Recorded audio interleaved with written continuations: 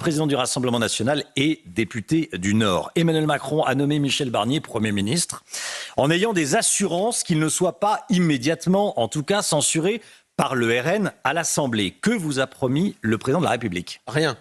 Le président de la République ne nous a rien promis et nous lui avons rien promis non plus, si ce n'est de ne pas censurer a priori, c'est-à-dire en arrivant et avant d'avoir entendu Michel Barnier. Nous demeurons des adversaires de cet attelage que va composer Michel Barnier. Nous ne sommes pas sur la même ligne politique et nous allons. C'est important de le préciser ce matin parce que Lucie Castet a dit ce matin que le président de la République se plaçait en cohabitation avec vous, avec le RN. Non, mais que les choses soient claires. Nous, on ne soutient pas Michel Barnier, ni la politique qu'il défend, ni la famille politique d'où il vient. Mais nous avons d'abord empêché le chaos. La première des choses, et je crois que c'est là l'utilité d'avoir un groupe Rassemblement national fort à l'Assemblée, avec Marine Le Pen et ses 142 députés, nos alliés d'Éric Ciotti, nous avons empêché le chaos institutionnel. Si nous avions censuré, si nous avions indiqué censurer immédiatement un nouveau Premier ministre, eh bien, évidemment, il n'aurait pas été nommé et donc on en sera encore à chercher. Première chose, on a empêché aussi l'arrivée d'un Premier ministre Nouveau Front Populaire ou socialiste comme Cazeneuve, et puis là, on a empêché l'arrivée de Xavier Bertrand et ses accointances avec ses soutiens au lycée Averroès, ses ambiguïtés permanentes, ses mauvais résultats lorsqu'il était au pouvoir. Donc, on a empêché tout ça et surtout, on maintient la possibilité que la France puisse se doter d'un Premier ministre. Quand je vous écoute, on a empêché, donc vous avez participé à la nomination du Premier ministre. On a joué notre rôle. Oui. À partir du moment où on nous a demandé notre avis, Marine Le Pen a posé des conditions. Des conditions d'abord de respect des électeurs du Rassemblement national, avoir un Premier ministre qui respecte et qui, pas comme Xavier Bertrand, ne les insulte pas du soir au matin, un Premier ministre qui s'engage sur des dossiers, immigration, sécurité, pouvoir d'achat, la vie quotidienne des Français et qui ouvre le dossier de la proportionnelle. Il remplit, pour l'instant, Michel Barnier, la première des conditions. C'est à lui de nous montrer qu'il a pu faire évoluer son logiciel afin de ne pas être censuré dans l'avenir, car si nous ne le censurons pas à son arrivée, nous n'excluons rien concernant le budget ou la suite. Est-ce que Marine Le Pen s'est entretenue avec Michel Barnier déjà ? Non, je ne crois pas, non. Vous attendez le discours de politique générale.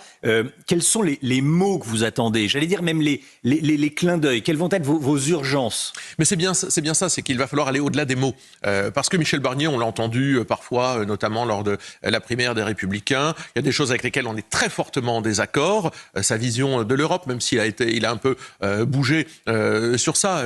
Mais enfin, globalement, c'était quand même quelqu'un qui était très soumis à la cause européiste. Il a un peu bougé, on verra. Mais il va falloir des actes forts. Sur le pouvoir d'achat, nous, on propose la hausse des salaires de 10% en échange du gel des cotisations patronales. Il va falloir des actes forts. Sur l'immigration et la sécurité, il ne va pas falloir, comme tous les autres, comme Gabriel Attal, comme Édouard Philippe, parler. Il va falloir agir. Et là, on va être exigeant. Et là, on va juger. Et là, on pourra censurer, d'ailleurs, si ça ne va pas dans le bon sens. Et puis, pour sortir du chaos institutionnel dans lequel Emmanuel Macron, en tout cas du blocage institutionnel dans lequel Emmanuel Macron et Gabriel Attal nous ont enfermés, ouvrir le dossier de la proportionnelle, car c'est le seul moyen de dégager demain des majorités stables et représentatives du pays. Ça fait partie des conditions que vous réclamez, la mise en place de la proportionnelle pour que vous, en tout cas, si ce n'est soutenez, en tout cas ne censuriez pas on ne soutient pas, le gouvernement Barnier. On ne soutient pas le Premier ministre dans ce qu'il représente. Il reste un adversaire politique. Mais aujourd'hui, nous avons considéré qu'il remplissait la première des conditions et nous avons demandé effectivement que dans les actes qu'il allait poser, il y ait des actes forts en direction de la vie quotidienne des Français et un acte fort, la proportionnelle, pour permettre au pays d'avancer, de ne pas être bloqué. C'est l'inverse de ce que veut la gauche. Vous savez, nous, quand on voit la gauche qui veut le chaos permanent, le bordel permanent, le blocage permanent, nous mettons toujours l'intérêt du pays avant toute autre chose. L'urgence des urgences, c'est le vote d'un budget. Est-ce que le RN pourrait voter le budget ? Il faudrait déjà savoir comment ce budget va être présenté. Mais vous ne dites pas non. Écoutez, jusqu'à présent, nous n'avons jamais voté les budgets. Nous avons considéré voter un budget, ça signifie faire partie de la majorité. C'est pour ça que je pense qu'il va falloir faire un virage à 180 degrés pour Michel Barnier et Emmanuel Macron, un changement de logiciel total s'ils veulent espérer nous voir un jour pouvoir soutenir un budget. On peut soutenir des réformes en tant que telles. On a déjà soutenu des réformes, notamment celle sur l'immigration qui était une petite réformette de Darmanin avec des petits résultats. Mais le budget, ça nous semble pour l'instant être très loin de nos attentes. Mais vous ne dites pas non, c'est totalement inconcevable. Écoutez, ça me semble très peu concevable qu'on vote le budget. Sur les questions d'immigration, Michel Barnier avait proposé un moratoire sur l'immigration. Ça avait fait beaucoup parler. Donc un moratoire, c'est un arrêt total. On arrête l'immigration, on reprend son souffle et on voit comment on gère la suite. Ça pourrait vous satisfaire? Est-ce que ça vous rassure? Est-ce que vous avez entendu parler de tel projet? Ça participerait d'un changement total de paradigme, de politique en matière migratoire. Ce serait, j'allais dire, la première brique posée.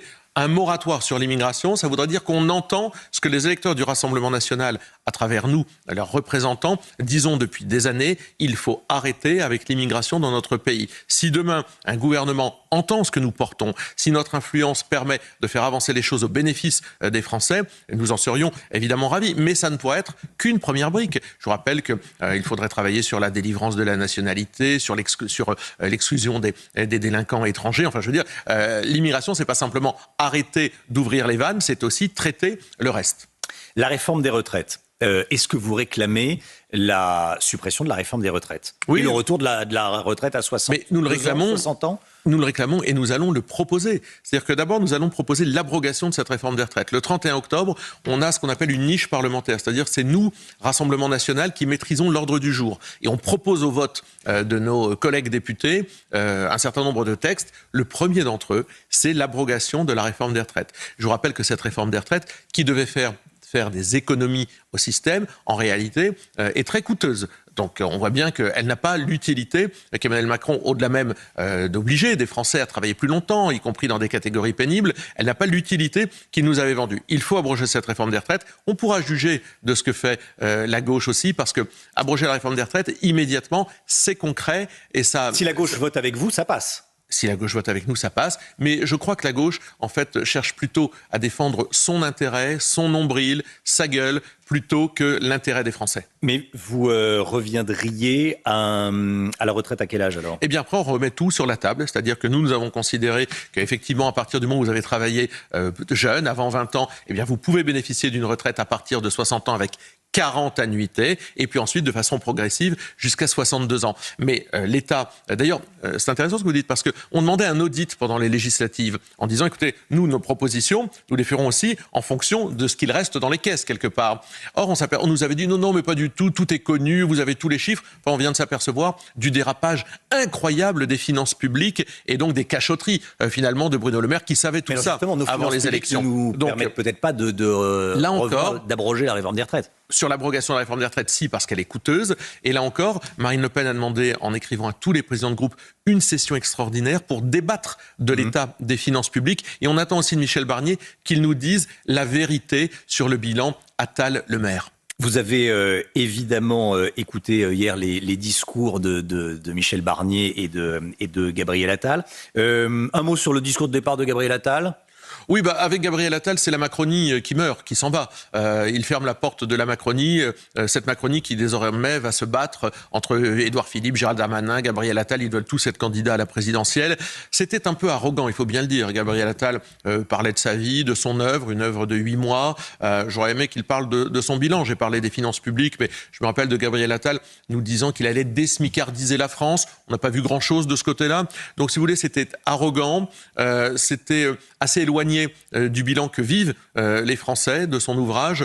De l'autre côté, on avait un Michel Barnier qui, je crois, lui a répondu et l'a taclé et l'a renvoyé un peu dans les cordes. C'était un peu lunaire, il faut bien dire, cette passation de pouvoir. Gabriel Attal a dit que la politique française était malade. Vous le rejoignez sur ce plan ?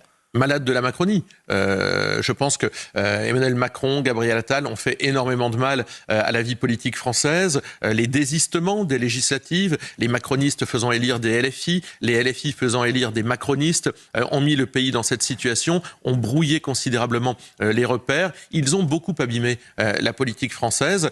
Nous considérons que notre boulot, c'est d'être les garants de ce qui reste. Quand on défend les institutions, quand on empêche le chaos en permettant la nomination d'un Premier ministre, nous sommes les garants d'un certain ordre politique, de façon à ce d'une certaine stabilité politique. Sébastien Chenu, je vous écoute, vous êtes très sévère avec la Macronie.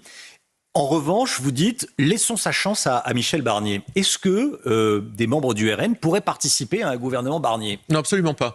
Michel Barnier demeure un adversaire. Je vous le dis, un adversaire politique. Nous ne le soutenons pas, nous avons des désaccords de fond, mais nous allons l'écouter et le voir à l'œuvre. Et c'est bien cela, j'allais dire, qu'on attend d'une opposition. C'est pas qu'elle soit dans l'opposition systématique et bête, parce que derrière, c'est l'intérêt des Français, c'est le quotidien des Français. On va l'écouter, on va le voir à l'œuvre. Est-ce qu'on en attend beaucoup ? Quand on regarde, évidemment, ces 7 années de Macronie, on peut douter. Maintenant, voilà, nous acceptons de regarder les choses très concrètement, mais il va falloir que Michel Barnier bouge et bouge vite. Qui verriez-vous, ou en tout cas, quel doit être le profil du prochain ministre de l'Intérieur, du prochain ministre de la Justice ? On n'est pas les DRH de la Macronie. Enfin, je veux dire, on a vu de quoi ils étaient capables non, ou plutôt mais incapables. Vous êtes écouté. D'accord, mais enfin, c'est pas à nous de décider. Nous avions dit d'ailleurs que nous n'irions au pouvoir qu'à partir du moment où on aurait une majorité. Ce qu'avait dit Jordan Bardella, et tout ça montre avec le recul qu'il avait évidemment eu raison. Michel Barnier se débrouillera pour trouver un ministre de l'Intérieur qui, je l'espère, portera enfin un discours de fermeté, un ministre de la Justice qui sera à l'opposé de Dupond-Moretti. Je pense simplement que si l'idée c'est de remettre dans le gouvernement des ministres sortants de la Macronie dont on dit connaît que Gérald le bilan, Darmanin pourrait rester au gouvernement. Je pense on dit que Sébastien Lecornu pourrait rester. Oui, alors si tout le monde reste, si tout le monde demeure pour faire la même politique, quel est l'intérêt? Vous pensez que les Français ont voté en juin aux européennes et aux législatives pour avoir la même chose? Il faut que Michel Barnier se souvienne d'une chose. Le résultat des élections européennes dit quelque chose de très important. Nous n'avons jamais été, nous le Rassemblement national, aussi haut. D'ailleurs, aucune opposition n'a jamais été aussi haute à une élection européenne. Il faut qu'il se souvienne du message des Français. L'idée, c'est pas de reprendre les mêmes pour continuer ou de faire semblant de faire différemment. Il faut des virages à 180 degrés. On va être exigeant. Demain, LFI, la France Insoumise, appelle à manifester contre ce qu'ils appellent un déni de démocratie. Qu'est-ce que vous leur dites? C'est pas un déni de démocratie déjà. Mais la gauche n'a pas gagné. Alors cette idée de manifester contre les élections est quand même surréaliste. Manifester contre les élections. On a l'impression que la gauche, s'ils n'ont pas manifesté une fois dans la semaine, ils sont malheureux. Nous, on vient de montrer qu'on mettait l'intérêt national, l'intérêt des Français au-dessus. Les réponses aux problèmes du quotidien au-dessus. La gauche, visiblement, a encore les yeux tournés vers son nombril, vers Mme Castex, vers leurs histoires internes. Je note quand même que le Parti socialiste n'a pas appelé à manifester. C'est donc l'extrême gauche qui, encore une fois, va dans la rue pour percuter, en tous les cas, le résultat des élections. Ce n'est pas notre façon de faire. Les Français ont voté. Il faut en tirer les conséquences. Le Rassemblement national est le premier groupe d'opposition. Notre boulot, c'est d'être garant de la stabilité politique du pays, de faire évoluer un Premier ministre sur les préoccupations des Français. C'est pas d'aller, évidemment, pousser des cris dans la rue. Sébastien Chenu, Édouard Philippe a annoncé cette semaine qu'il était candidat pour 2027. Et à la question du journaliste, et si la présidentielle devait intervenir avant 2027, en clair, en cas de démission d'Emmanuel Macron, est-ce que vous seriez prêt? Oui, je serais également prêt. Comment vous avez réagi quand ça dit deux choses. La Macronie est morte. Édouard Philippe considère, et avec lui Gabriel Attal hier, que la parole présidentielle n'a plus aucun poids, et que Emmanuel Macron, finalement, qu'il dise, qu'il fasse ce qu'il veut jusqu'en 2027, ça n'impacte plus. Ça dit aussi autre chose, c'est la division de cette majorité. Mais on a déjà vu Édouard Philippe à l'œuvre. C'est un vieux film qu'on essaye de nous repasser. Il était encore plus terrible et plus libéral qu'Emmanuel Macron sur la réforme des retraites. Je crois qu'Édouard Philippe ne dessine aucune espérance pour le pays. Est-ce que le RN serait prêt également en cas de présidentielle anticipée? Marine Le Pen est notre candidate naturelle. Je crois que ça fait des années qu'elle se prépare. Oui, bien entendu, nous serions prêts et nous sommes prêts.